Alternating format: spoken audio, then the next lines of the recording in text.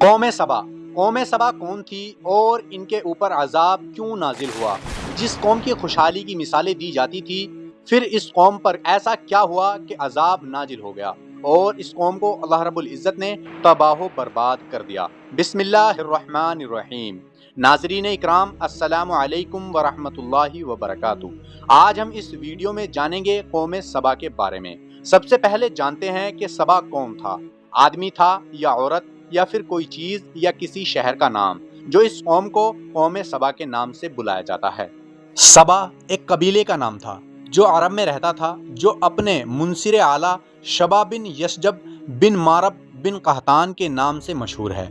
یعنی سبا ایک شخص کا نام تھا اور اسی کی نسل آگے چل کے قوم سبا کہلائی۔ یہ قوم یمن میں آباد تھی۔ شہر صنعاء کے 6 میل کی دوری پر یہ قوم آباد ہوئی تھی۔ اب ایک دلچسپ بات میں آپ کو اس قوم کے بارے میں بتاتا ہوں۔ آج اگر ہم کہیں جاتے ہیں یا جانے کا سوچتے ہیں تو ایسی جگہ ہم جانا چاہتے ہیں جہاں فریش ہوا موجود ہو اور گرد و غبار بھی نہ ہو اور مکھی مچھر سانپ بچھو سے بھی وہ جگہ محفوظ ہو اور باغات بھی موجود ہو۔ بس یہی ساری باتیں اس آبادی میں موجود تھی۔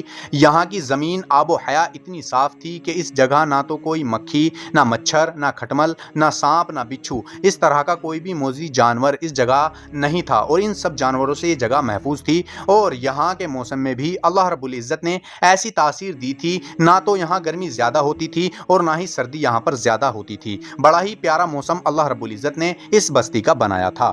اس بستی کی پاکیزگی کا یہ عالم تھا کہ کوئی دوسری بستی کا شخص اس بستی میں سے گزر جائے اور اس کے شریر پر کوئی جوں پسو وغیرہ لگے ہوتے تو وہ خود بخود مر جایا کرتے تھے۔ اس بستی میں جو باغان موجود تھے ان میں اس طرح سے پھل لگتے تھے کہ اگر کوئی عورت اپنے سر پر ٹوکری لے کر باغ کے بیچ سے نکل جائے تو وہ ٹوکری پھلوں سے بھر جاتی تھی، اتنے پھل لگتے تھے اور یہ عمل پھلوں کو بغیر ہاتھ لگائے ہی ہوتا تھا۔ کہنے کا مقصد یہ ہے کہ اس بستی کو اللہ نے بڑا ہی خوشحال بنایا تھا اور ہر طریقے سے اس بستی میں خوشحالی دی تھی۔ اب اس حالات میں کیا ہونا چاہیے تھا؟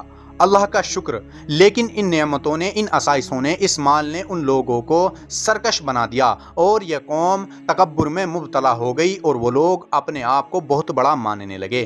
چنانچہ اللہ تعالیٰ نے اس قوم کی ہدایت کے لیے یکے بعد 13 دیگر انبیاء کرام کو ان کے پاس بھیجا اور اس رب کا شکر بجا لانے کو کہا اور اللہ کی نعمتیں یاد دلاتے رہے کہ دیکھو تمہیں اللہ نے کتنا اچھا رکھا ہے، یہ سب اس رب کی نعمتیں ہیں جن کا ظہور آج تمہارے پاس ہے۔ مگر وہ لوگ ناشکرے بنے رہے اور اللہ کے نبیوں کو جھٹلاتے رہے اور ان کی بات پر یقین کرنے سے انکار کرتے رہے۔ اس قوم میں ایک سردار تھا جس کا نام حماد تھا، جو بہت غرور میں رہتا تھا اور تکبر میں رہتا تھا۔ وہ پیغمبروں سے کہتا تھا کہ رب سے کہو کہ نعمتیں ہم سے واپس لے لے۔ اسے لگتا تھا کہ نعمتیں سب ہماری عقل کی وجہ سے ہمارے پاس ہے۔ ان لوگوں نے اتنا ذخیرہ پیدا کیا تھا اور اتنا ذخیرہ اس زمین میں پیدا ہوتا تھا کہ گندم کی روٹیوں سے اپنے بچوں کے شریر کی ناپاکی کو صاف کیا کرتے تھے۔ یہ مقدار اتنی تھی کہ روٹیوں کے پہاڑ جمع ہو جاتے تھے۔ کئی پہاڑ روٹیوں کے جمع ہو گئے۔ اس بستی میں اتنا ذخیرہ پیدا ہوتا تھا اور یہ اس لیے ہوتا تھا کیونکہ یہ بستی 2 پہاڑوں کے بیچ بسی ہوئی تھی۔ روایتوں میں آتا ہے کہ اور اس بستی کے بادشاہوں نے مل کر اس جگہ ایک بند بنایا جس میں پانی کے نکلنے کے لیے 3 راستے بنائے گئے تھے۔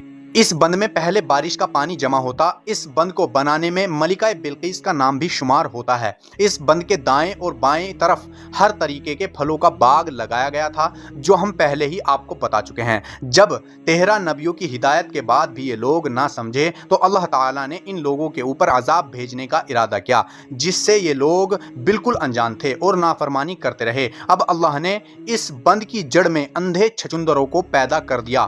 جو لوگ سمجھدار تھے وہ ان چوہوں کو دیکھ کر بستی چھوڑ کر مکہ کے قریب آ کر بس گئے، جہاں پر کہا جاتا ہے کہ مدینۃ المنورہ کو آباد انہی قبیلوں نے کیا تھا۔